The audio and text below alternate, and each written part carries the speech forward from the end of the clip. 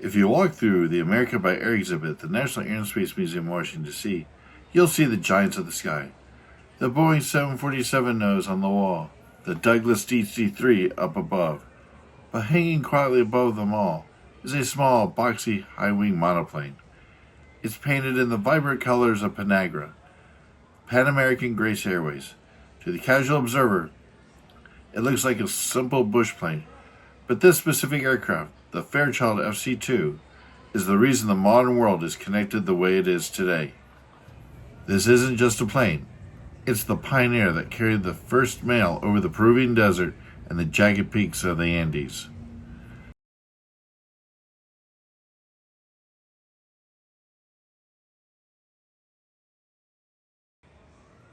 The story begins with a man who didn't even want to build planes, Sherman Fairchild. He was an inventor obsessed with aerial photography. In the 1920s, he built the world's best aerial cameras, but he had a problem. Planes of the era were terrible for taking pictures. They were unstable, and the cockpits were open to the freezing wind, and the vibration blurred his lenses.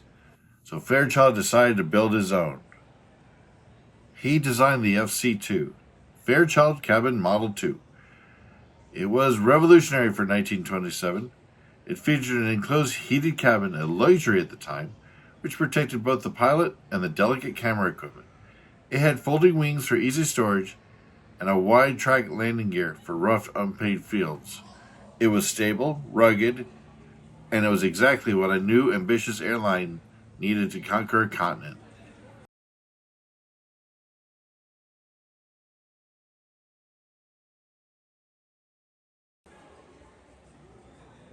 Enter Panagra, formed as a joint venture between Pan American-Airways and the W.R. Grace Shipping Company. In the United States, Panagra had a bold mission to link the United States to the west coast of South America by air. On September 13, 1928, this unassuming Fairchild FC-2 made history. Taking off from a racetrack in Lima, Peru, it carried 4 passengers and a small bag of mail. It landed 550 miles away in a soccer field in Talara. This was the first scheduled commercial flight in Peru. Before this, that journey took days by sea or weeks by mule. The Fairchild did it in hours.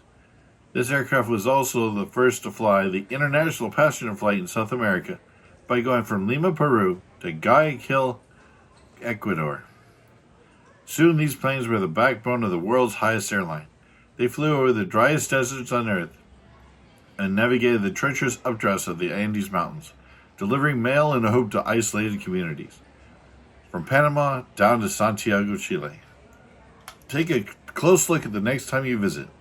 Notice the folding wing mechanism. This allowed mechanics in remote Peruvian outposts to tuck the plane into small sheds to protect it from sandstorms and mountain weather. It is powered by a Wright J5 Whirlwind engine, the same legendary engine that carried Charles Lindbergh across the Atlantic.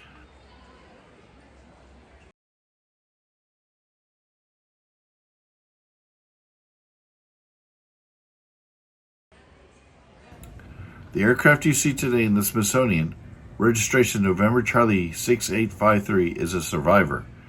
It represents the exact type of plane that inaugurated those routes. In 1949, as a tribute to its own history, Panagra donated this aircraft to the Smithsonian Institution. Sometime between the aircraft's 1949 gifting to the Smithsonian and 1968, the aircraft was restored to its prime condition and left in storage, awaiting its space to be displayed in the Paul E. Garber Preservation, Restoration, and Storage Facility in Silver Hill, Maryland. When the National Air and Space Museum opened up in 1976, it was placed in the same spot it occupies today 50 years later in 2026. The only time it's left this museum was during the 2018-2026 restoration of the original museum. Whether it went back to the temporary storage at the Paul Garber facility or went to the Mary Baker Ingham facility attached to the Udvar Hazy is unknown to me at this time. By 2025, the aircraft was returned to its original display area, where it has been since 1976.